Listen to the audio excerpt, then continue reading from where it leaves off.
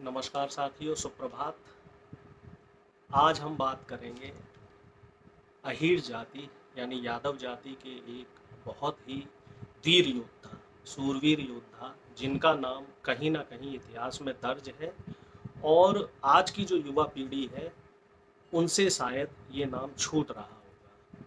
ये गौरवमयी इतिहास है 14वीं शताब्दी का और इनके बारे में बहुत सारी लोक कथाएं हैं, महाकाव्य हैं। इनके लिए एक ग्रंथ लिखा गया जिसे अहीरों की रामायण भी कहा जाता है और आज उस महापुरुष की जन्म तिथि है। जी हाँ, हम बात कर रहे हैं वीर अहीर लोरिक की, जो पूर्वी उत्तर प्रदेश के बलिया जिले से आते हैं। भोजपुरी में भोजपुरी भाषा में इनके ऊपर एक महाकाव्य लिखा गया है जिसका नाम है लोरिकायन, जिसे अहीर जाति की रामायण भी कहा जाता है। भोजपुरी की जो भाषा में जो लोकगीत हैं उनमें इनका बहुत जिक्र होता है। छत्तीसगढ़ में इनकी और चंदा की एक प्रेम कथा, लोरिक चंदा की प्रेम कथा के ऊपर एक लोक नृत्य करके कार्यक्रम होता है जिसे चंदायन कहते हैं और इस चंदायन लोक कथा के ऊपर एक महाकाव्य बनाया गया है जिसे बहुत बड़े उस समय के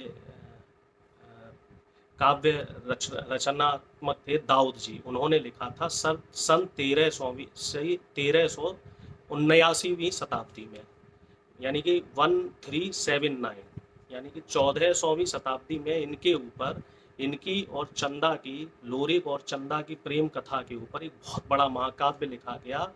और बलिया और उसके आसपास और जो छत्तीसगढ़ का इलाका है, जो आदिवासी इलाके हैं, वहाँ पे इन पे काफ़ी लोक नृत्य और इस तरीके के कार्यक्रम होते हैं और इनका बड़ा गौरवमय इतिहास है। जो महाकाव्य होते हैं इनमें इनकी वीरता के, इनकी सूरवीरता के, इनके त्याग के, इनकी वफादारी के, इनके प्रेम प्रसंगों के जो किस्से हैं वो आम हैं और इस गौरवमयी इतिहास को हमें समझना चाहिए।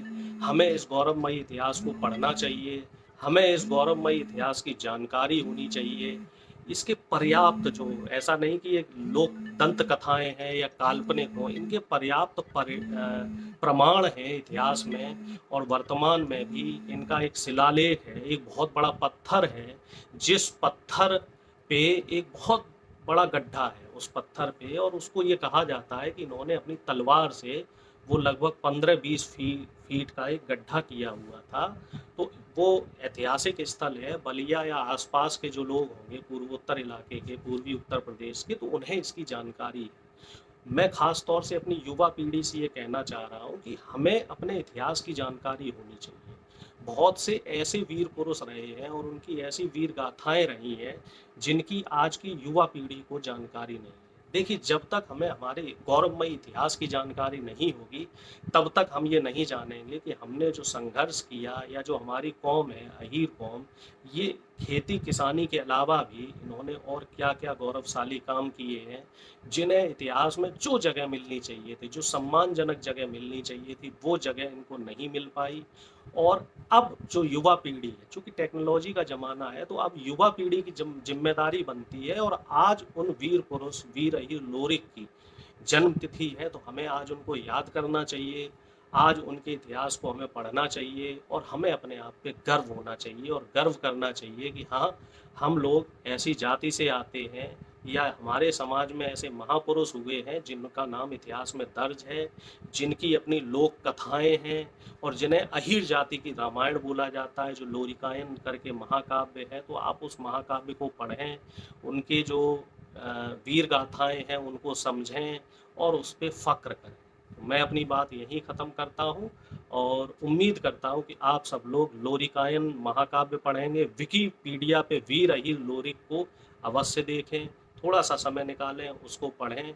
और अगर मौका लगे तो जो लोरिक और चंदा के ऊपर जो एक प्रेम कथा, एक महाकाव्य लिखा गया है जिसे चंदायन बोलते हैं, उसको अगर मौका लगे तो उसे भी पढ़ें। मैं अपनी बात यही करता हूँ और वीर अहीर लोरिक जी को उनकी जन्म तिथि पे मेरा सत सत नमन, सत सत प्रणाम। जय यादव, जय माधव।